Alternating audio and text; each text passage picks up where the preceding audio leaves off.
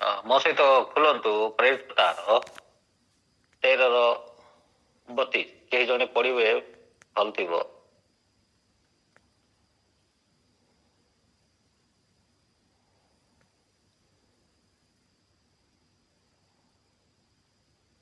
ପ୍ରେରିତ ସରି ପ୍ରେରିତ ପ୍ରେରିତ ପ୍ରେରିତ 13:22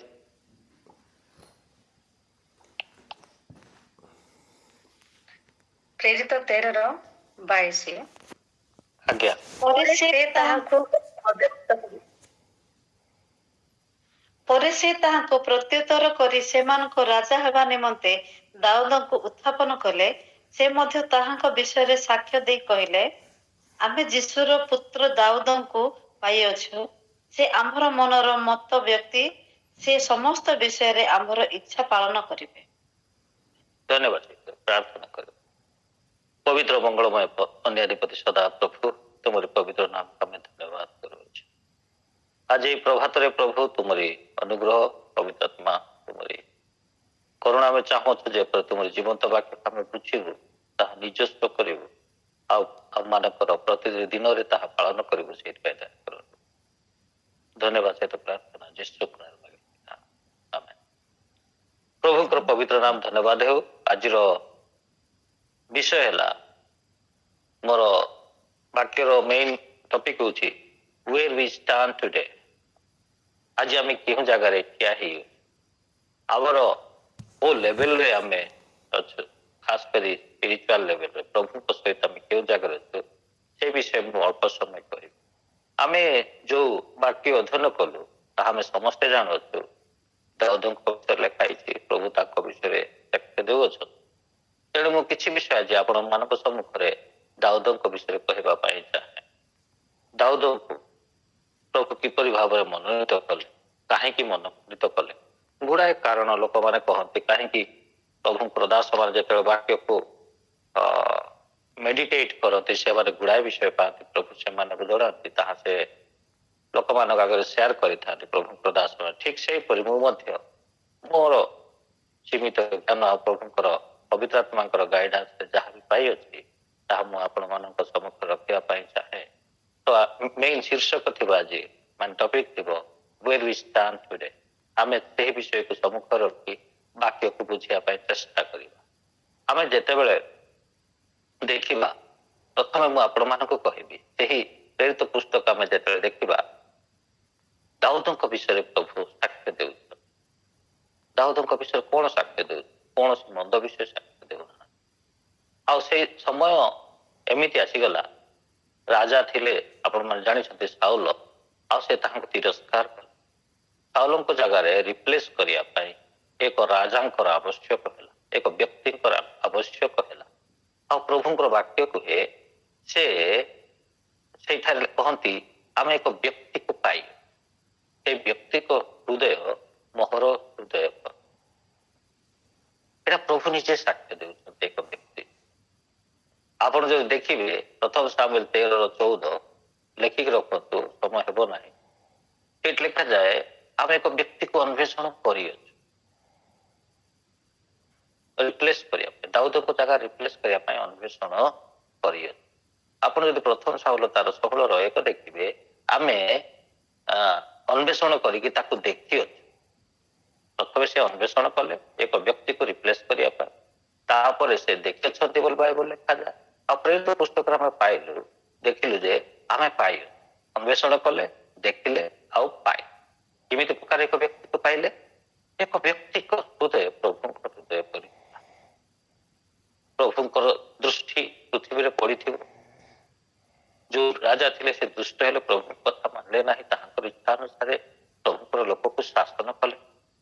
ପ୍ରଭୁଙ୍କୁ ପସନ୍ଦ ହେଲା ନାହିଁ, ଆଉ ତାହାକୁ ଗାଦିଚ୍ୟୁତ କରି ଏକ ବ୍ୟକ୍ତିଙ୍କୁ ସେ ପ୍ରଥମେ ଅନ୍ୱେଷଣ କଲେ।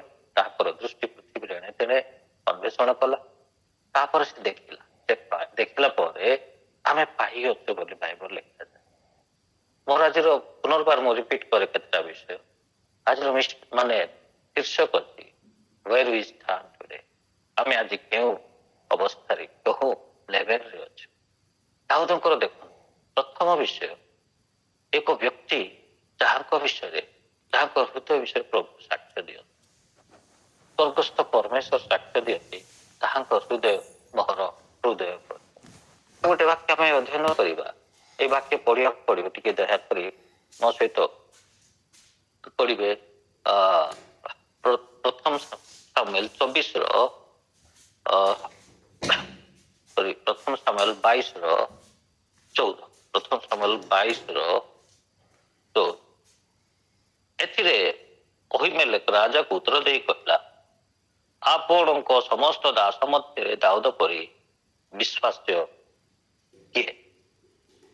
ଏଇଠାରେ ଯଦି ଆମେ ଦେଖିବା, ଏକ ବ୍ୟକ୍ତି ଦାଉଦଙ୍କ ବିଷୟରେ ସେ କହୁଅଛନ୍ତି ଯେ ଦାଉଦଙ୍କ ପରି ବିଶ୍ୱସ୍ତ ବ୍ୟକ୍ତି କିଏ ଅଛି?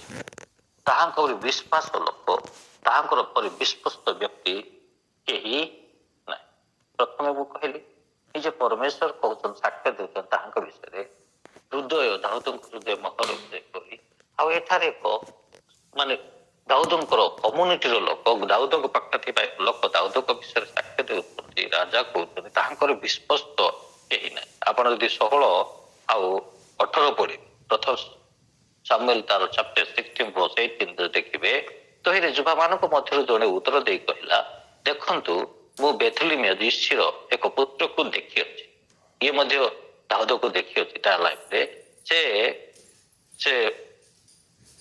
ବଜାଇବାରେ ନିପୁଣ ଓ ମହାବିକ୍ରମଶାଳୀ ଓ ଯୋଦ୍ଧା ଓ କଥାରେ ବିଜ୍ଞ, ଆଉ ରୂପବାନ, ପୁଣି ସଦାପ୍ରଭୁ ତାହାଙ୍କ ସଙ୍ଗରେ ଅଛି।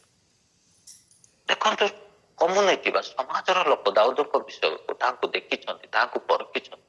ଏକ ବ୍ୟକ୍ତି କହୁଛନ୍ତି ତୁମର ଦାସ ଯେତେ ଅଛନ୍ତି, ସାଉଲ ରାଜା ସେ କହୁଛନ୍ତି ତୁମର ଦାସ ଯେତେ ଅଛନ୍ତି ସେମାନଙ୍କ ମଧ୍ୟରୁ ଏ ସବୁଠୁ ବିଶ୍ୱସ୍ତ। ଆଉ ଜଣେ ଲୋକ କହୁଛନ୍ତି ତାହାଙ୍କର ଗୁଣ ଦେଖିଛ, ତାହାଙ୍କର କ୍ୟାରେକ୍ଟର ଦେଖିଛ, ତାହାଙ୍କର ଏବିଲିଟି, ତାଙ୍କର କ୍ୱାଲିଟି ସେ ଦେଖିଅଛନ୍ତି। ସେ କହୁଛନ୍ତି ସେ ଜଣେ ନିପୁଣ, ସେ ବିକ୍ରମଶାଳୀ, ସେ ଯୋଦ୍ଧା, କଥାରେ ସିଦ୍ଧ ଆଉ ରୂପବାନ, ପୁଣି ସଦାପ୍ରଭୁ ତାହାଙ୍କ ସଙ୍ଗରେ ଅଛନ୍ତି। ପ୍ରଭୁ କହୁଛନ୍ତି, ତା ସହିତ କମ୍ୟୁନିଟି ତାହାଙ୍କ ବିଷୟରେ କହୁଅଛି। ଏଇପରିକି ଆପଣ ପ୍ରଥମ ସାମୁଏଲ 24:17-18 ଯଦି ଦେଖିବେ, ଲେଖାଯାଏ, ପୁଣି ସେ ଦାଉଦଙ୍କୁ କହିଲେ, ତୁମେ ମୋ ଠାରୁ ଅଧିକ ଧାର। ପୁଣି ସେମାନେ କିଏ? ସାଉଲ।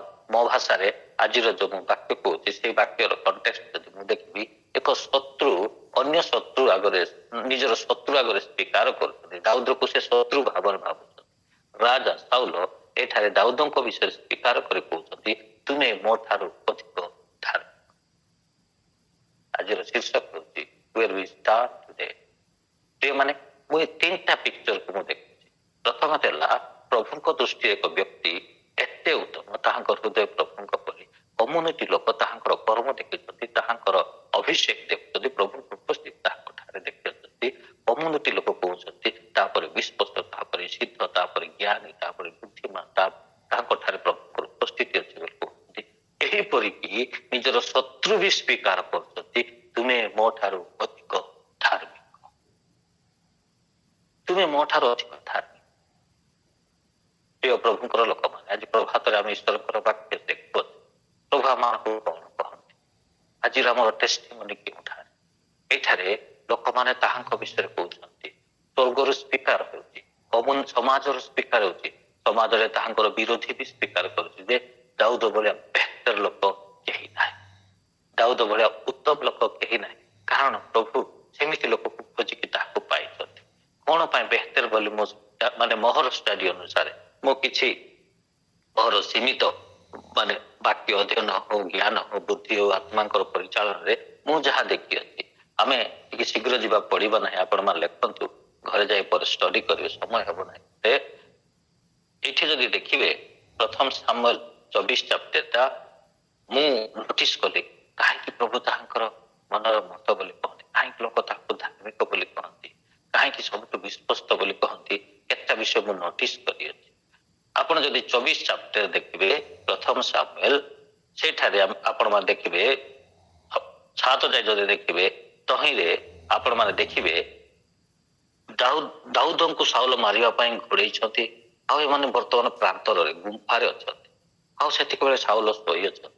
ଆଉ ଏହାକୁ ଦେଖି ଦାଉଦଙ୍କର ଦାସମାନେ ଆସି କହୁଛନ୍ତି, ହେଇ ଦେଖ ଏଇ ତୁମରି ଶତ୍ରୁକୁ ପ୍ରଭୁ ତୁମର ହସ୍ତରେ ସମର୍ପଣ କରିଅଛନ୍ତି, ଆଉ ଆକୁ ମାରିଦିଅ, ତମର ସମସ୍ୟା ଚାଲିଯିବ।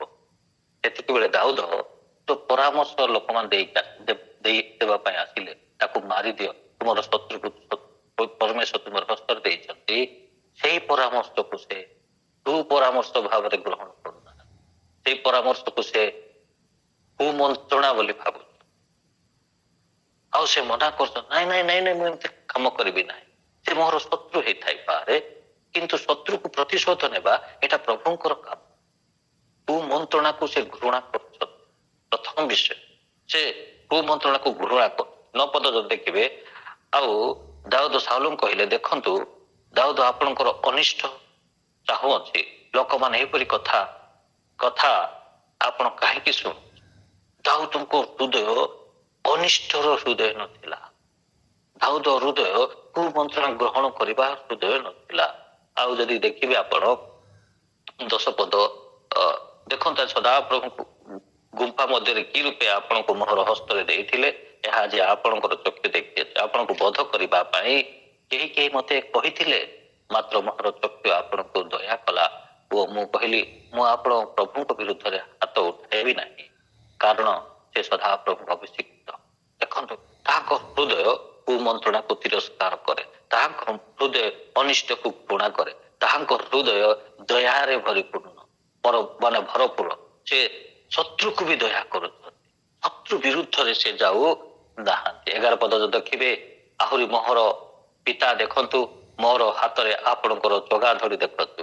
ମୁଁ ଯେ ଆପଣଙ୍କର ଚଗା ଧଡ଼ି କାଟିଲି, ମାତ୍ର ଆପଣଙ୍କୁ ବଧ ନ କଲି, ଏଥିରୁ ଆପଣ ବୁଝନ୍ତୁ ଓ ଦେଖନ୍ତୁ ଯେ ମୋ ହାତରେ କିଛି ମନ୍ଦ ବା ଅଧର୍ମ ନାହିଁ। ଏକ ବ୍ୟକ୍ତିଙ୍କ ହୃଦୟରେ ମନ୍ଦ ନାହିଁ, ଏକ ବ୍ୟକ୍ତିଙ୍କ ହୃଦୟରେ ଅଧର୍ମ ନାହିଁ, ଏକ ବ୍ୟକ୍ତିଙ୍କ ହୃଦୟରେ ଦୟା ଭରପୁର, ଏକ ବ୍ୟକ୍ତିଙ୍କ ହୃଦୟରେ କାହା ବିରୁଦ୍ଧ ଶତ୍ରୁ ବିରୁଦ୍ଧରେ ଯାଆନ୍ତି ନାହିଁ, ଏକ ବ୍ୟକ୍ତିଙ୍କ ହୃଦୟରେ ଅନିଷ୍ଟ ଚିନ୍ତା ନାହିଁ, ଏକ ବ୍ୟକ୍ତିଙ୍କ ହୃଦୟରେ କୌଣସି କୁମନ୍ତ୍ରଣା କରିବାର ଭାବନା ନାହିଁ। ଏଇଠାରେ ଆମେ ଦେଖୁଅଛୁ ତାଙ୍କ ହୃଦୟରେ ଅଧର୍ମ ନାହିଁ। ଆପଣ 11 ଶେଷ ଭାଗ ଯଦି ପଢିବେ, ଜାଣିବେ, ଆପଣ ମୋ ପ୍ରାଣକୁ ଧରିବା ପାଇଁ ଅନ୍ୱେଷଣ କଲେ, ମୁଁ ଆପଣଙ୍କର ବିରୁଦ୍ଧରେ ପାପ କଲି ନାହିଁ। ଏକ ବ୍ୟକ୍ତିଙ୍କ ହୃଦୟରେ ପାପ ହିଁ ନାହିଁ, ଏକ ବ୍ୟକ୍ତିଙ୍କ ଭିତରେ ଅଧର୍ମ ଚିନ୍ତା ନାହିଁ।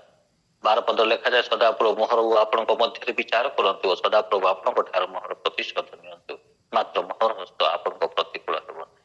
କାହାର କୌଣସି ପ୍ରତିକୂଳ ସେ ଚିନ୍ତା କରିନାହାନ୍ତି। 13 ପଦ ଲେଖାଯାଏ, ପ୍ରାଚୀନ ମାନଙ୍କ ବିବାଦ କହେ, ଯଥା ଦୁଷ୍ଟ ଠାରୁ ଦୁଷ୍ଟତା ବାହାରେ, ମାତ୍ର ମୋହର ହସ୍ତ ଆପଣଙ୍କ ପ୍ରତିକୂଳ ହେବ ନାହିଁ। ଏହାର ଅର୍ଥ, ତାହାଙ୍କ ହୃଦୟରେ ଦୁଷ୍ଟତା ହିଁ ନାହିଁ। ତେଣୁ ତ ପ୍ରଭୁଙ୍କର ଚକ୍ଷୁ ଯେତେବେଳେ ଅନ୍ୱେଷଣ କଲା, ସେ ତାକୁ ଦେଖିଲା ଯେ ସେ ପାଇଅଛି, ପ୍ରଭୁଙ୍କ ହୃଦୟ ପରି ଦାଉଦକୁ ସେ ପାଇଅଛି। 17 ପଦରେ ଏହିପରି ଲେଖାଯାଏ, ପୁଣି ସେ ଦାଉଦ କହିଲେ, ତୁମେ ମୋ ଠାରୁ ଅଧିକ ଧାର୍ମିକ, କାରଣ ମୁଁ ତୁମର ମନ୍ଦ କଲେ ତୁମର ମୋହର ଭଲ କରିଅଛ। ତୁମେ ମୋ ପ୍ରତି କିପରି ଉତ୍ତମ ବ୍ୟବହାର କରିଅଛ, ତାହା ମୁଁ ଆଜି ପ୍ରକାଶ କରିଅଛି। ପ୍ରିୟ ପ୍ରଭୁଙ୍କ ଲୋକମାନେ, ସେ ମନ୍ଦ ବଦଳରେ ମନ୍ଦ କରିବା ହୃଦୟ ତାହାର ନାହିଁ। ମନ୍ଦ ବଦଳରେ ଭଲ କରିବା, ଯେପରି ପ୍ରଭୁ କ୍ରୁଶରେ ଥାଇ ପ୍ରାର୍ଥନା କଲେ, ପ୍ରଭୁ ଏମାନେ କଣ କରୁଛନ୍ତି ଜାଣିନାହାନ୍ତି, ଏମାନଙ୍କୁ ତୁମେ କ୍ଷମା କର। ଆମେ ଠିକ କଥା, କିଏ କଣ କହିଲେ ତାଙ୍କ ସାଙ୍ଗେ ସାଙ୍ଗେ ରିଆକ୍ସନ ଦେଉଛୁ, କିନ୍ତୁ ଦାଉଦଙ୍କ ହୃଦୟ ସେପରି ନଥିଲା। ଦାଉଦଙ୍କ ହୃଦୟ ସେମିତି ନଥିଲା, ମନ୍ଦ ବଦଳରେ ମନ୍ଦ କାମ କରୁନଥିଲା, ସଦାବେଳେ ଅନ୍ୟର ଉତ୍ତମ ଚାହୁଁଥିଲା। ଏଇଟା ଥିଲା ଦାଉଦଙ୍କ ହୃଦୟ।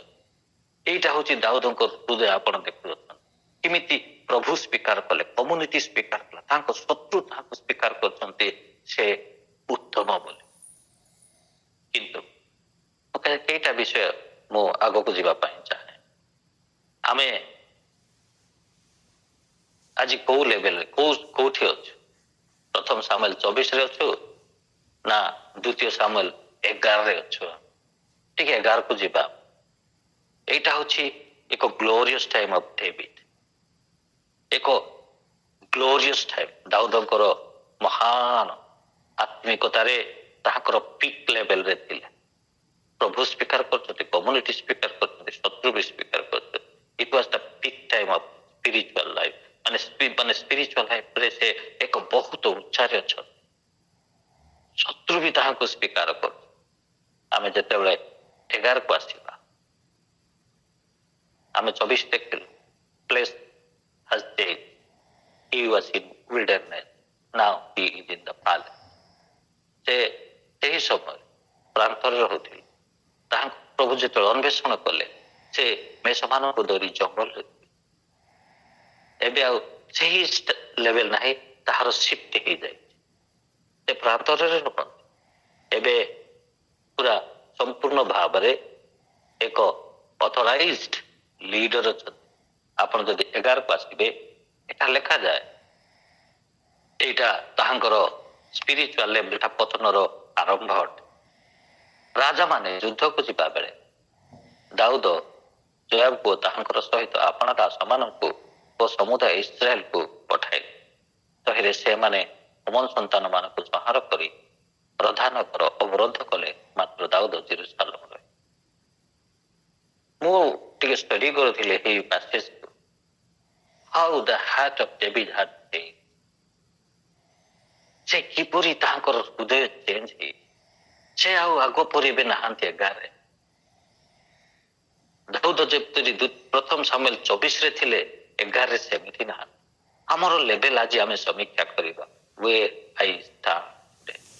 2000ରେ ଯେମିତି ଥିଲେ ଆଜି ଅଛି କି ନାହିଁ? 2022ରେ ଯେମିତି ଥିଲି, ମୁଁ ଆଜି 24ରେ ସେମିତି ଅଛି କି ନାହିଁ? ଆଜି ଆମେ ସମୀକ୍ଷା କରିବାର ସମୟ। ମୁଁ ତାହାର ଗୁଣ, ଯୋଉଟା ଗୁଣ ଗୁଡାକ କହିଲି, ସେଇ ତାର ବିପରୀତ ଗୁଣାକ ଏଇଠୁ ତାଙ୍କର ଷ୍ଟାର୍ଟ ହୁଏ। ଏଇ 11 ଚାପ୍ଟର ତାଙ୍କର ବିପରୀତ ଗୁଣ ଗୁଡା ଷ୍ଟାର୍ଟ ହୁଏ। ରାଜା ମାନେ ଯୁଦ୍ଧ ଗଲା ବେଳେ there was time, ସମୟ ଥିଲା, ସେ ରାଜା ନଥିଲେ। ଆପଣମାନେ ଇତିହାସ ଯେତେବେଳେ ଦେଖିବେ, ଗଲିଆତ ସ୍ତରୀ ରାଜା ଆଉ ଟ୍ରେନ୍ଡ ଲୋକମାନେ ଯୁଦ୍ଧକୁ ଯାଉନାହାନ୍ତି, ଡରୁଛନ୍ତି। କିନ୍ତୁ ଏକ ଯୁବକ, ଜଣେ ଦିନ ଥିଲା, ଜଣେ ଯୁଦ୍ଧ କ୍ଷେତ୍ରକୁ ଫିଲ୍ଡକୁ ପଶିଥିଲା। He was in war zone. ଲୋକମାନେ ସମସ୍ତେ ୱିଥଡ୍ର କରୁଛନ୍ତି, ବାହାରୁଛନ୍ତି। Alone he was in the war zone. ଗଲିଆତ କ୍ଷେତ୍ରରେ ଜଣେ ଯୁଦ୍ଧ କରୁଛନ୍ତି। whereas 11 ଯଦି ଆସିବେ, ତାର ଡିଟ ଅପୋଜିଟ। ସମସ୍ତଙ୍କୁ ସେ ପଠାଇଲେ, କିନ୍ତୁ ସେ ଘରେ ଅଛନ୍ତି। Now he is no more in war zone, he is in the comfort zone. Christian ଜୀବନ ଯେତେବେଳେ କମ୍ଫର୍ଟ ଜୋନକୁ ଆସିଯାଏ, ତାହାଙ୍କର ଆତ୍ମିକତାରେ ବୁଡ଼ିବାକୁ ଆରମ୍ଭ। ପ୍ରଭୁଙ୍କ ନିମନ୍ତେ ସେତେବେଳେ ଲଢ଼େଇ ହେଉଥିଲା। ଆପଣ ଯଦି ଇତିହାସ ଦେଖିବେ, ଯୁଦ୍ଧ ହେଉଥିଲା, ସେମାନେ ଦେବାଦେବୀ ତାଙ୍କର ନିଜର ଦେବାଦେବୀ ମାନଙ୍କୁ ନେଇକି ଆସିବେ, ସମ୍ମୁଖ ରଖିବେ।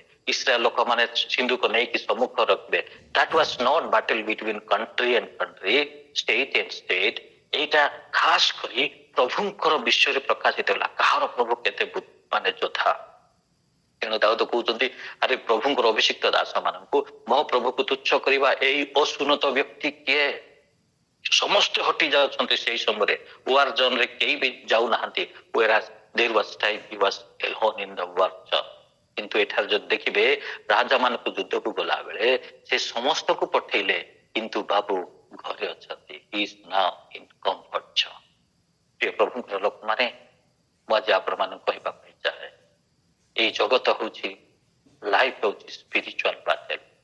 ଆପଣମାନେ କିମ୍ବା ମୁଁ କମ୍ଫର୍ଟ ଜୋନ୍ ରହିବା ନାହିଁ। It is the beginning of downfall. ଦାଉଦଙ୍କର ମାନେ ପତନର ପ୍ରଥମ ଆରମ୍ଭ ଅଟେ। ଅନନ୍ତର ବର୍ଷର ପରିବର୍ତ୍ତନ ସମୟରେ ରାଜାମାନେ, ଏଠି ଲେଖାଯାଏ ସମୟ ବିଷୟ ଲେଖାଯାଏ, ଯୋଉ ସମୟରେ ଆପଣ ଯୋଉ ଜାଗା ରହିବା କଥା, that is your right place. ଆପଣ ଯୋଉ ସମୟରେ ସେଇ ଜାଗାରେ ନ ଥାଇକି ଯଦି ଆପଣ ନିଜ ଘରେ ବି ଅଛନ୍ତି, ସେଇ ସମୟ ପାଇଁ ଆପଣଙ୍କର ନିଜ ଘର ବି ଆପଣଙ୍କ ପାଇଁ ଭୁଲ ଜାଗାରେ ମାନେ ପ୍ରକାଶିତ ପ୍ରମାଣ। ଦାଉଦଙ୍କର ଏଇ ସମୟରେ ନିଜ ଘର ରାଇଟ ପ୍ଲେସ୍ ନୁହଁ। ଏଇ ସମୟରେ ଯୁଦ୍ଧ ହଉଛି ତାହାଙ୍କ ପାଇଁ, ଯୁଦ୍ଧ ଫିଲ୍ଡ ହଉଛି ରାଇଟ ପ୍ଲେସ୍। ଅନେକ ସମୟରେ ମୁଁ ଆଉ ଟିକେ ଏମିତି କହିବା ପାଇଁ, ରବାର ଖ୍ରୀଷ୍ଟିଆନ ଲୋକମାନଙ୍କ ପାଇଁ ଚର୍ଚ୍ଚ ହଉଛି ରାଇଟ ପ୍ଲେସ୍ ଟୁ ବର୍ସିପ୍। ଚର୍ଚ୍ଚ ହଉଛି right place to go on Sunday Christian ଲୋକମାନଙ୍କ ପାଇଁ। କିନ୍ତୁ ଅନେକ ଲୋକମାନେ ଏ ଦାଉଦ ପରି ଅଛନ୍ତି। ସମସ୍ତଙ୍କୁ ପଠାଇବେ, ପରିବାରକୁ ପଠାଇବେ, ପିଲାମାନଙ୍କୁ ପଠାଇବେ, ଯେ କମ୍ଫର୍ଟ ଜୋନ୍ ରହିଥିବେ। ଏକ ତ ଘରେ ଥିବେ, ନହେଲେ ମଦ ଘାଟରେ ଥିବେ, ନହେଲେ ଜୁଆରେ ଥିବେ, ନହେଲେ କୁଆଡେ ଯାଇଥିବେ। ଦାଉଦ ପଠାଉଛନ୍ତି। ଭେରି ଇଣ୍ଟରେଷ୍ଟିଂ କଥା କଣ ଜାଣିଛନ୍ତି? ମାନେ ପ୍ରଥମ ପଦ ଲେଖାଯାଏ ସେମାନେ ଯୁଦ୍ଧ କରି କରି ଯାଉଛନ୍ତି ଆଉ ବିଜୟ ହଉଛନ୍ତି ତାହାଙ୍କରି ଲୋକମାନେ। କିନ୍ତୁ ହୁଏରାସ୍ ସୋ କଲ୍ଡ anointed person ଯାହାଙ୍କ ବିଷୟରେ ପ୍ରଭୁ ନିଜେ କହୁଛନ୍ତି ଇଏ ମୋହର ମନର ମତ, ଆଜି ମନର ମତ ନୁହନ୍ତି, ସେ ଆଜି ପତିତ ହେବାକୁ ଯାଉଛନ୍ତି। ଇସ୍ରାଏଲ ଲୋକମାନେ ଜିତୁଛନ୍ତି, ଜିଣି ଜିଣି ଯାଉଛନ୍ତି ବୋଲି ବାଇବଲ ଏକ ପଦ ଲେଖାଯାଏ ଇଏ ପରାଜୟର ଆରମ୍ଭ କରିଅଛି ନିଜର ଜୀବନ। ଆପଣ ଯଦି ଦେଖିବେ ଏ ତହିଁରେ ସେମାନେ ଅମନ ସନ୍ତାନ ମାନଙ୍କୁ ସଂହାର କରି ରନ୍ଧାନଗର ଅବରୋଧ କଲେ, ମାତ୍ର ଦାଉଦ ଜେରୁସାଲେମରେ ରହିଲେ। One side people are struggling like anything, fighting with enemies, whereas ଏ ବାବୁ ପ୍ୟାଲେସରେ ଅଛି, ଆଜି ସେ ନିଜର ମାନେ ଜୀବନକୁ ଏନ୍ଜୟ କରୁଛି। ସନ୍ଧ୍ୟା ସମୟରେ ସେ ଉଠି ଅଛନ୍ତି ବୋଲି Bible ଲେଖାଯାଏ। People are struggling, spiritually people are struggling. ଅନେକ ପରିବାରରେ କମ ଲୋକ ଷ୍ଟ୍ରଗଲ କରନ୍ତି, ବାକି ଲୋକ ଏନ୍ଜୟ କରନ୍ତି ଲାଇଫ। ଏମାନେ ଜିଣିବା ପାଇଁ ନିଜର ଦେଶ ମାନେ ଯୁଦ୍ଧ କରୁଛନ୍ତି ଅଛନ୍ତି। ଅନେକ ପରିବାର ବାପା ମାନେ ଖାସ କରି ସେମାନେ ଚର୍ଚ୍ଚକୁ ଯାଆନ୍ତି ନାହିଁ। they are in the comfort zone। ସେମାନଙ୍କ ପାଇଁ, ବାପା ମାନଙ୍କ ପାଇଁ ଅନେକ ଲୋକ ଯାଆନ୍ତି ନାହିଁ, ସେମାନଙ୍କ ପାଇଁ ନିର୍ଦ୍ଦିଷ୍ଟ ଲୋକ ପରିବାର ଲୋକ ଫାଇଟ କରୁଛନ୍ତି। ମାନେ ଉପବାସ ପ୍ରାର୍ଥନା ପ୍ରଭୁଙ୍କ ଠାରେ ବଳି କରୁଅଛନ୍ତି। ଦେଖନ୍ତୁ ଏଠାରେ ଆମେ ପ୍ରଥମ ବିଷୟ ଦେଖିଲା ଯେ ତାହାଙ୍କ ରେସ୍ପନ୍ସିବିଲିଟି କୋଉଟା ଥିଲା, ଏଇଟା ସେ ତୁଲଉନାହାନ୍ତି। ସେ ମାନେ ୱାର ଜୋନକୁ ଯାଉନାହାନ୍ତି, ସେ କମ୍ଫର୍ଟ ଜୋନରେ ରହିଅଛନ୍ତି। ମୋର ସମୟ ପ୍ରାୟ ହେଇଯିବନି, ମୋର 14-15ଟା ପଏଣ୍ଟ ଗୁଡାକ ଅଛି, ମୁଁ କେମିତି ସରେଇବି, ମୁଁ ଜଷ୍ଟ ଖାଲି କହିବି, ଆପଣ ମାନେ ଲେଖୁଥା। ଆପଣ ଜାଣିଛନ୍ତି ଆ ଷ୍ଟୋରି 11 ସେ ଘରେ ଅଛନ୍ତି ଆଉ ସନ୍ଧ୍ୟା ସମୟରେ ଉଠିଲେ ଛାତରେ ବୁଲୁଛନ୍ତି, ଆଉ ଲେଖାଯାଏ ଏକ ସ୍ତ୍ରୀଙ୍କୁ ସେ ଦେଖିଲେ, ସୁନ୍ଦରୀ ଦେଖିଲେ, ଆଉ ତାହାଙ୍କ ବିଷୟରେ ଅନ୍ୱେଷଣ କରିବା ପାଇଁ ଚାହୁଁଛନ୍ତି। ମୁଁ ଜଷ୍ଟ ଖାଲି ପଏଣ୍ଟ ଗୁଡା କହିବା ପାଇଁ ଚାହେଁ। ସବୁ ସୁନ୍ଦର ବିଷୟ ଆପଣଙ୍କର ଆତ୍ମିକ ସୁନ୍ଦର ହେବ ନା ଆପଣଙ୍କର ଆତ୍ମିକକୁ ବିନାଶ କରିବ। ସବୁ ସୁନ୍ଦର ବିଷୟ, ସବୁ ସୁନ୍ଦର ବିଷୟ ଆପଣଙ୍କ ଜୀବନରେ ସୁନ୍ଦର ଆଣିଦେବ ନାହିଁ। All that glitter is not gold ବୋଲି କହନ୍ତି। ସବୁ ଝଟକୁଥିବା ବିଷୟ ସୁନା ହେବ ନାହିଁ ଆପଣଙ୍କ ଜୀବନରେ। ଏଠାରେ ସୁନ୍ଦର ବିଷୟ ଦେଖ। ଆଉ ଇଣ୍ଟରେଷ୍ଟିଂ କଥା କଣ ଜାଣିଛନ୍ତି? ସେ ଇନକ୍ୱାରି କରିବାକୁ ପଠେଇଲେ। ସେ କିଏ? ଆମର ପ୍ରେସିଡେଣ୍ଟ କହନ୍ତି ପାପ କରିବା ପାପ ନୁହେଁ, ପାପରୁ ନ ଫେରିବା ହେଉଛି ପାପ। କୌଣସି ହଠାତ୍ ଏକ ଖରାପ ବିଷୟ ଦେଖିବା ପାପ ନୁହେଁ, ସେଇ ଦେଖାରୁ ନ ଫେରିବା ହେଉଛି ପାପ। ଇଏ ଫେରୁଛନ୍ତି ମାନେ ଏନକ୍ୱାରି କରୁଛନ୍ତି। ଆଉ ଏକ ବ୍ୟକ୍ତି ଆସି ତାହାଙ୍କର ରିପୋର୍ଟ ସେ ଦେଉଛନ୍ତି 3 ପଦରେ। ତେଣୁ ଦାଉଦ ସେହି ସ୍ତ୍ରୀର ବିଷୟ ବୁଝିବା ପାଇଁ ଲୋକ ପଠାନ୍ତେ ଜଣେ କହିଲା, ସେ କଣ ଏଲିଆମର କନ୍ୟା ଦ୍ୱିତୀୟ ଉରିୟଙ୍କର ଭାର୍ଯ୍ୟା ବେତ୍ସେବା ନୁହେଁ? ତାର ଅର୍ଥ ସେ ଝିଅଙ୍କ ବିଷୟରେ, ସେ ସ୍ତ୍ରୀଙ୍କ ବିଷୟରେ ଯାଇଥିବା ଲୋକ ବି ଜାଣିଛନ୍ତି ଆଉ ଦାଉଦ ବି ଜାଣିଛନ୍ତି। ଆଉ ଗୋଟେ ବିଷୟ ଆପଣ ମାନଙ୍କୁ କହିବା ପାଇଁ ଚାହୁଁଛି। ମୁଁ ଆଉ ଗୋଟେ ବିଷୟ ଆପଣ ମାନଙ୍କୁ ସୁମନ ଭାଇ ଆପଣଙ୍କର ଇଏ ଅଛି, ଟିକେ ଇଏ କରନ୍ତୁ, ରିସାଉଣ୍ଡ ହଉଛି। Thank you. ଏଇଠାରେ ଆମେ ଦେଖୁଛୁ ତାଙ୍କ ରେସ୍ପନ୍ସ, ସେ କଣ ସେଇ ତାଙ୍କର ସ୍ତ୍ରୀ ନୁହେଁ? ତାର ଅର୍ଥ କହିବା ଲୋକ ଆଉ ଶୁଣିବା ଲୋକ ବି ସେ ସ୍ତ୍ରୀଙ୍କ ବିଷୟରେ ଜାଣିଛନ୍ତି, ସେ ତାଙ୍କର ପଡୋଶୀ, ତାହାଙ୍କ ପାଖରେ ଅଛି, ତାହାଙ୍କର ସ୍ତ୍ରୀ ବୋଲି ଜାଣିଛନ୍ତି। ଯେତେବେଳେ ଆପଣଙ୍କ ଜୀବନରେ ପାପ ଆସିବ, ରିଲେସନ ଆପଣଙ୍କ ଜୀବନରେ ପାପ ଆସିଲେ ଆପଣ ମାନେ ପାପର ହୃଦୟ ହେଇଯିବ। ଆପଣ ପରିଚୟକୁ ଦେଖିବେ, ଇଏ ମୋ ଭଉଣୀ, ଇଏ ମୋର ଭାଇ, ଇଏ ମୋର ବାପା, ଇଏ ମୋର ମାନେ ପଡୋଶୀ, ଇଏ ମୋର ବିଶ୍ୱାସୀ। ଆପଣ ଦେଖିବେ ଇଏ ମୋର ପାଷ୍ଟର ବୋଲି ଭାବିବେ ନାହିଁ। ପ୍ରଭୁଙ୍କ ଲୋକମାନେ ଆମେ ଯେତେବେଳେ ପାପକୁ ସ୍ଥାନ ଦେବା, ଆମେ ପରିଚୟକୁ ଭୁଲିଯିବା, ପରିଚୟକୁ ବି ଗୁରୁତ୍ୱ ଦେଇପାରିବା ନାହିଁ। ସେ ଜାଣିଛନ୍ତି ତଥାପି ତାହାଙ୍କ ସହିତ ସେ ସମ୍ପର୍କ ରଖୁଛନ୍ତି। ସେ କହୁଛନ୍ତି ସେ କଣ ଦ୍ୱିତୀୟ ଉରିୟଙ୍କର ସ୍ତ୍ରୀ ନୁହଁ? ପ୍ରିୟ ପ୍ରଭୁଙ୍କର ଲୋକମାନେ, ଦାଉଦ ଯେତେବେଳେ ପ୍ରାନ୍ତରରେ ଥିଲେ, ଗୁମ୍ଫା ଗୁଡାକରେ ଥିଲେ, ତାହାଙ୍କ ହୃଦୟ ପ୍ରଭୁଙ୍କ ହୃଦୟ ପରି ଥିଲା। ଆଜି ଯଦି ଦେଖିବେ ସେଇ ହୃଦୟ ପ୍ରଭୁଙ୍କ ହୃଦୟ ପରି ନୁହେଁ। ସେଇ ହୃଦୟ ପ୍ରଭୁଙ୍କ ହୃଦୟ ପରି ନାହିଁ। ତାହାଙ୍କର ହୃଦୟ ଚେଞ୍ଜ ହେଇଯାଇଛି। ପ୍ରଭୁଙ୍କ ନିମନ୍ତେ ସେ ଆଉ ଲାଳାୟିତ ନାହିଁ। ଯୁଦ୍ଧ ପ୍ରଭୁଙ୍କ ପାଇଁ ଯିବା କଥା ସେ ଯାଇନାହାନ୍ତି, ସେ ଘରେ ଅଛନ୍ତି। ତାହାଙ୍କର ଦୃଷ୍ଟି ଚେଞ୍ଜ ହେଇଯାଇଛି। ଅନ୍ୟର ସ୍ତ୍ରୀ ପ୍ରତି ତାଙ୍କର କାମୁକତା ଆସିଯାଇଛି। ଆଉ ପ୍ରଭୁ ଆଜି କହିପାରିବେ ନାହିଁ ପ୍ରଭୁ ଯେ ଦାଉଦଙ୍କ ହୃଦୟ ମୋହର ହୃଦୟ ପରି ବୋଲି କହିବେ ନାହିଁ। ଦିନ ଥିଲା ସେ କହିଲେ। ଅନେକ ସମୟରେ ଆମେ ନିଜର ପାଷ୍ଟ ବିଷୟରେ ଆମେ ଗର୍ବ କରୁ। ମୁଁ ଏଟା ଚର୍ଚ୍ଚ ପ୍ଲାଣ୍ଟ କରିଛି, ମୁଁ ଏମିତି ପ୍ରଚାର କରୁଥିଲି, ମୁଁ ପ୍ରାର୍ଥନା କଲେ ଲୋକମାନେ ପଡି ଯାଉଥିଲେ। ଆପଣ ଆପଣଙ୍କର ଫ୍ୟୁଚର ମାନେ ପାଷ୍ଟ ଲାଇଫ ପାଇଁ ଗର୍ବ କରନ୍ତୁ ନାହିଁ। ଆପଣ ନିଜକୁ ପଚାରନ୍ତୁ, ଆଉ ନିଜେ ଆମେ ନିଜକୁ ପଚାରିବା what we are today, where we stand today। ଆଜି ଆମେ କେଉଁ ସ୍ଥାନରେ ଅଛୁ? 11 ଚାପ୍ଟରରେ ନାହୁଁ ତ ଆମେ? ଦ୍ୱିତୀୟ ସାମୁଏଲ 11 ଚାପ୍ଟରରେ ନାହୁଁ ତ? ପ୍ରିୟ ପ୍ରଭୁଙ୍କର ଲୋକମାନେ, ପ୍ରଭୁ କହିବେ ନା 11 ଚାପ୍ଟର ଯଦି ଅଛୁ, Sanjeev is my faithful servant କହିବେ ନାହିଁ। ସଞ୍ଜୀବ ଇଜ ମାଇ ପ୍ରେୟରଫୁଲ ସର୍ଭାଣ୍ଟ ବୋଲି କହିବେ ନାହିଁ। ସଞ୍ଜୀବ ହାର୍ଟ ଇଜ ପିଓର ବୋଲି କହିବେ ନାହିଁ। ଆଜି ପ୍ରଭାତରେ ଯେତେ ଲୋକ ଆମେ ପ୍ରଭୁଙ୍କର ବାକ୍ୟ ଶୁଣୁଛୁ, ଲେଟ୍ ଅସ୍ ଏକ୍ସାମାଇନ୍ ଆଉରସେଲ୍ଫ। ଆମ ପାଇଁ ଆମେ ସମୀକ୍ଷା କରିବା, where I stand today, whether in first chapter 24 or second Samuel 11। ଆମେ କେଉଁଠାରେ ଆଜି ରହିଅଛୁ, କେଉଁ ଜାଗାରେ ଆମେ ଆଜି ଅଛୁ?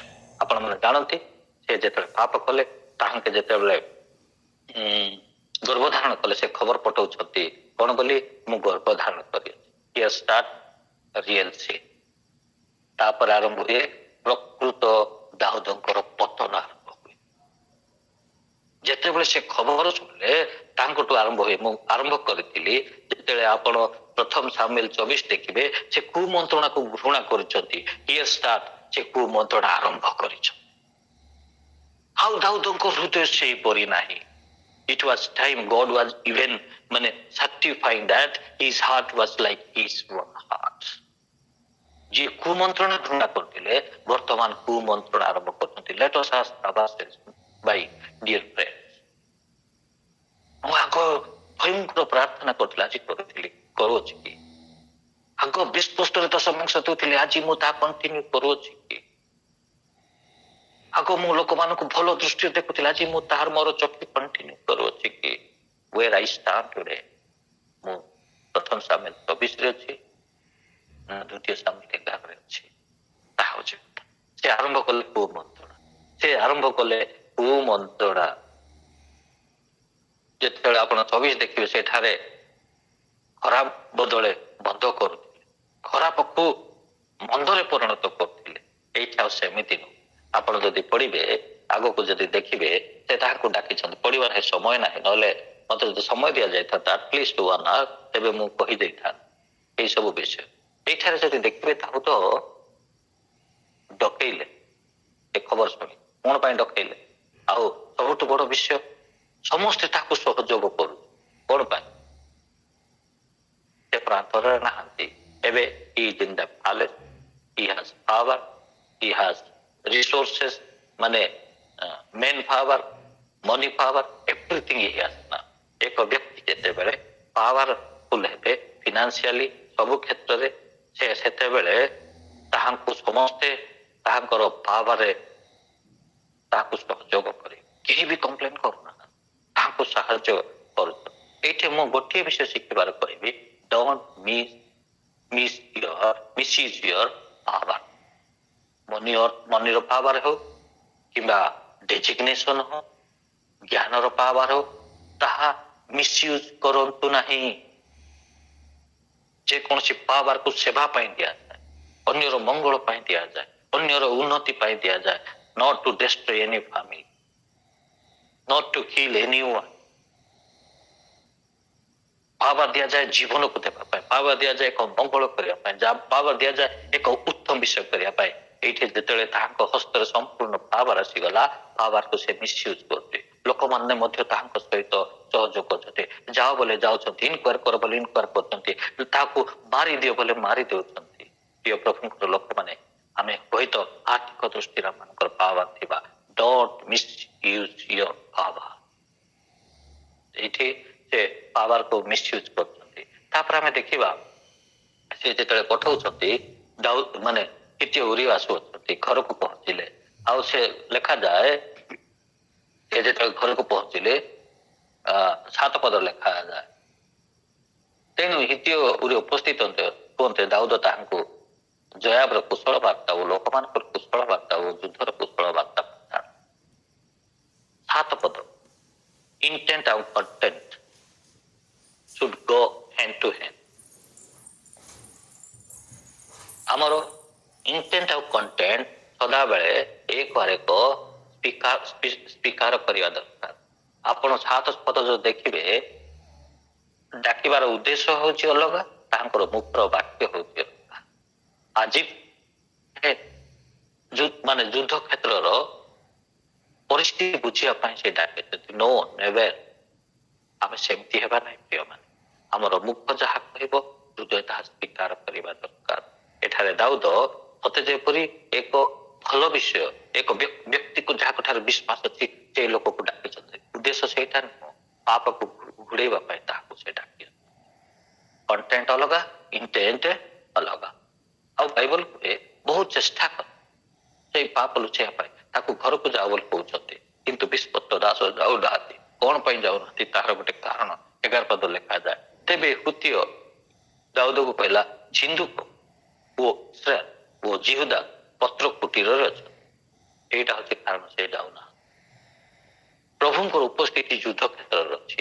ଇସ୍ରାଏଲ ଲୋକମାନେ ଯୁଦ୍ଧ କ୍ଷେତ୍ରରେ ଅଛି। ମୁଁ ଘରେ ଏନ୍ଜୟ କରିବା ପାଇଁ ନା, ଗୋଟିଏ ପଟେ ଲୋକ ଷ୍ଟ୍ରଗଲ କରୁଛନ୍ତି, ମୁଁ କଣ ଏନ୍ଜୟ କରିବା ପାଇଁ ଆସିଛି। ଦାଉଦ ସେମିତି ଲୋକ ଷ୍ଟ୍ରଗଲ କରୁଛନ୍ତି, ଏନ୍ଜୟ କରୁଛନ୍ତି। କିନ୍ତୁ ଦାଉଦଠୁ ବେଟର ବର୍ତ୍ତମାନ ଏକ ବ୍ୟକ୍ତି ଅଛନ୍ତି ଯିଏକି ହିତୀୟ ଉରିୟ। ସେ କହୁଛନ୍ତି ପ୍ରଭୁଙ୍କର ଉପସ୍ଥିତି ସେଇଠି ଅଛି, ମୁଁ ଏନ୍ଜୟ ଏଠି କରିବି ନାହିଁ। କିନ୍ତୁ ଦାଉଦ କଣ ସିନ୍ଧୁକ ପଠେଇଛନ୍ତି, ସେ ଲୋକ ପଠେଇଛନ୍ତି, ଲୋକ ଷ୍ଟ୍ରଗଲ କରୁଛନ୍ତି। ନାଉ ହି ଇଜ୍ ଏନ୍ଜୟ। କଣ ପାଇଁ? ସେ ତା ପାଖରେ ଏବେ ପ୍ରାନ୍ତରରେ ସେ ନାହାନ୍ତି, ସେ ପ୍ୟାଲେସକୁ ଆସି ଯାଇଛନ୍ତି। ରାଜପ୍ରସାଦରେ ପାୱାର ଅଛି, ଅର୍ଥ ଅଛି, ସବୁ କିଛି ଅଛି।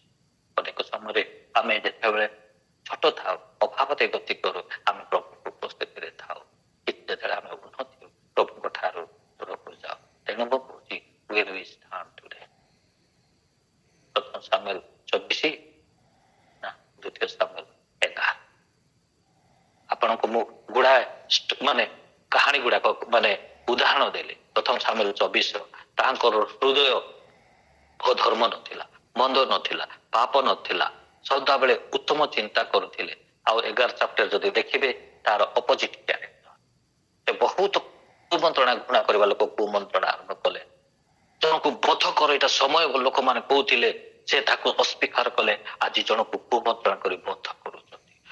ହୃଦୟ ଚେଞ୍ଜ ହେଇଯାଇଛି। ତେଣୁ ମୁଁ ଆପଣମାନେ କହୁଛି where we stand today। ଆମମାନଙ୍କ ହୃଦୟ ଯେମିତି ଆଗରେ ଥିଲା ପ୍ରଭୁଙ୍କ ପାଖରେ ଆସିବା ସମୟରେ ଆଜି ସେମିତି ଅଛି କି? ତେବେ ସମୀକ୍ଷା କରିବା ସମୟ ନାହିଁ। ମୁଁ ବାଧ୍ୟକି ବନ୍ଦ କରୁଛି। ଗୁଡାଏ ବିଷୟ ମୋ ପାଖରେ ଥିଲା, ମୋ ପାଖରେ ଗୁଡାଏ ବିଷୟ ଥିଲା, କିନ୍ତୁ ବନ୍ଦ କରୁଛି। ପ୍ରିୟ ପ୍ରଭୁଙ୍କର ଲୋକମାନେ ଆଜି ପ୍ରଭୁ ଆମମାନଙ୍କୁ ସ୍ପଷ୍ଟ ଭାବରେ କହନ୍ତି, ଭଉଣୀ ପ୍ରିୟ ଭଉଣୀ ଗୀତ ଖାଉଥିଲେ, ପ୍ରଭୁ ଆସିଲା ବେଳେ ଆମେ କେମିତି ଉଭା ହେବା। 14ରେ ଅଛୁ, 24ରେ ଅଛୁ, ନା 11ରେ ଅଛୁ। ଷ୍ଟୋରି ଏମିତି କନକ୍ଲୁଡ ହୁଏ। ପ୍ରଭୁଙ୍କର ଦାସ ନାଥନ ଆସି କହୁଅଛନ୍ତି ଏକ କାହାଣୀ। ବିଙ୍ଗ ଏ ପିଟିସନର, ପିଟିସନ ନେଇକି ଆସିଛନ୍ତି, ଆଉ ଦାଉଦ ବିଚାର କରୁଛନ୍ତି। ମୁଁ ଏମିତି ଭାବେ ଯଦି କର୍ପୋରେଟ ଜଜ୍ ହୁଏ ପରିସ୍ଥିତି କଣ ହୁଏ? ଅନେକ ସମୟରେ ଆମର ଚର୍ଚ୍ଚ ଗୁଡାକରେ କଲ୍ପ୍ରିଟ ମାନେ ଅଧିକାର କରନ୍ତି, ବିଚାର କରନ୍ତି, ସେମାନେ ରାଇଟ ବିଚାର କରନ୍ତି। Culprit became a judge here। Petition ନେଇକି ନାଥନ ଆସିଛନ୍ତି, କିନ୍ତୁ eventually God became judge and David became culprit। ଆଉ ଇଣ୍ଟରେଷ୍ଟିଂ କଥା ମୁଁ ନୋଟିସ କରୁଥିଲି, ଯେତେବେଳେ ନାଥନ ଆସିକି କହୁଛନ୍ତି, ପ୍ରଚାର କରୁଛନ୍ତି, ଯଦି କହିବେ ଦାଉଦ ସେହି ବାକ୍ୟକୁ ନିଜ ସହିତ ନେଉନାହାନ୍ତି, ଅନ୍ୟକୁ ଦେଖୁଛନ୍ତି। ଅନେକ ସମୟରେ ଆମର ଚର୍ଚ୍ଚରେ ସେମିତି ପ୍ରଭୁଙ୍କର ଦାସ ମାନେ ପ୍ରଚାର କଲେ ଆମେ କଥା ହେଇଥାଉ, ଆଜି ବାକ୍ୟ ତାହା ପାଇଁ ହେଇଛି, ଆଜି ବାକ୍ୟ ତା ପାଇଁ ହେଇଛି। ଦାଉଦ ସେଇ ବାକ୍ୟକୁ ନିଜ ପାଇଁ ବୋଲି ଭାବୁନାହାନ୍ତି, ଅନ୍ୟ ପାଇଁ ବୋଲି ଭାବୁଛୁ। ଆମେ ସେମିତି ଭାବିବା ନାହିଁ। ତେଣୁ ଆଜି ଆମେ କେଉଁ ଜାଗାରେ ଦିନ ଥିଲା ପ୍ରଭୁଙ୍କର ଦାସ ମାନେ ପ୍ରଚାର କରୁଥିଲେ, କାନ୍ଦୁଥିଲୁ ଆଉ ପ୍ରଭୁ ମତେ କଥା କହିଛନ୍ତି ବୋଲି। ଆଜି ଆଉ ସେଇ ହାତ ଅଛି କି ନା ପ୍ରଭୁଙ୍କର ଦାସକୁ ଅନ୍ୟ କଥା ଦେଖୁଛନ୍ତି, ଆଜି ତାହାଙ୍କୁ ସେ କଥା କହିଛନ୍ତି, ଆଜି ତାହାଙ୍କୁ ସେ କଥା କହିଛନ୍ତି। ଆଜି ନିଜକୁ ଆମେ ସମୀକ୍ଷା କରିବା। ଆମେ ପ୍ରଭୁଙ୍କର ପ୍ରିୟ ଲୋକମାନେ ପ୍ରଭୁ ଆମମାନଙ୍କୁ ଅନୁଗ୍ରହ କର। ଦାଉଦ କହିଲେ, ଦେଖାଯାଏ ମୁଁ ପ୍ରଭୁଙ୍କ ବିରୁଦ୍ଧରେ ପାପ କରିଅଛି, ମୁଁ ପ୍ରଭୁଙ୍କ ବିରୁଦ୍ଧରେ ପାପ କରିଅଛି। ସେତେବେଳେ ଦାଉଦ ନାଥନଙ୍କୁ କହିଲେ 12:13, ମୁଁ ସଦାପ୍ରଭୁଙ୍କ ବିରୁଦ୍ଧରେ ପାପ କରିଅଛି। ଏଥିରେ ନାଥନ ଦାଉଦ କହିଲେ, ସଦାପ୍ରଭୁ ତୁମର ପାପ ମଧ୍ୟ ଦୂର କରିଅଛନ୍ତି, ତୁମେ ମରିବ। ଆପଣ କନଫେସ୍ କରିବା, ପାପକୁ ସ୍ୱୀକାର କରି ତ୍ୟାଗ କଲେ ପ୍ରଭୁଙ୍କର ବାକ୍ୟ ସେ ତୁମେ ମରିବ ନାହିଁ, ପ୍ରଭୁ ତୁମର ପାପ କରିଅଛି। ଆଜି ପ୍ରଭାତରେ ଆଜି ଆମେ ନିଜକୁ ସମୀକ୍ଷା କରିବା। ମୁଁ 14ରେ ଅଛି, 24ରେ ଅଛି, ପ୍ରଥମ ସମୟ ନା ଦ୍ୱିତୀୟ ସମୟ 11ରେ ଅଛି। Where I start today? ଯଦି ଆମେ ପ୍ରଭୁଙ୍କର ଗୁଣ ଠାରୁ ବିମୁଖ ହେଇଛୁ, ଅପୋଜିଟ୍ କ୍ୟାରେକ୍ଟର ମାନଙ୍କ ଜୀବନରେ ଅଛି, ଲେଟ୍ ଅସ୍ କନଫେସ୍ ଆୱାର ସିନ୍। ଆସନ୍ତୁ ଆମେ ଯଦି 12 ଚାପ୍ଟର 12 ଦ୍ୱିତୀୟ ସମୟ 13 ହେବା, ପ୍ରଭୁ ମାନଙ୍କର ପାପ କ୍ଷମା କରିବେ। Because he the God who forgives our sin. ସେ ଆମମାନଙ୍କର ପାପକୁ କ୍ଷମା କରନ୍ତି, ସେ ଆମମାନଙ୍କର ପାପକୁ ତାଙ୍କ ପବିତ୍ର ରକ୍ତରେ ଅପବ୍ୟ ପୁତ୍ର ପରି ଆମେ ଫେରି ଆସିବା। ପ୍ରଭୁ ଆମମାନଙ୍କର ପାପ କ୍ଷମା କରିବେ। ଯକ୍ଷ ପରି ପାପ ସ୍ୱୀକାର କରିବା, ପ୍ରଭୁ ଆମମାନଙ୍କୁ କ୍ଷମା କରିବେ। କିନ୍ତୁ ଆଜି ଦିନ ଯାକ ମୁଁ ଆଜି ଆପଣମାନଙ୍କୁ ଅନୁରୋଧ କରୁଛି, ଦିନ ଯାକ କୋଉ ଜାଗାରେ ଥାନ୍ତୁ ନା କାହିଁକି ନିଜକୁ ପରୀକ୍ଷା କରନ୍ତୁ। Where I stand today? এই অল্প বাক্যের প্রধান সমস্ত আশীর্বাদ করতে। थैंक यू संजीव भाई। आज बहुत उपादेय वाक्य आमान को पाई देइचंती आ माने समस्ते आशीर्वाद पाइछु।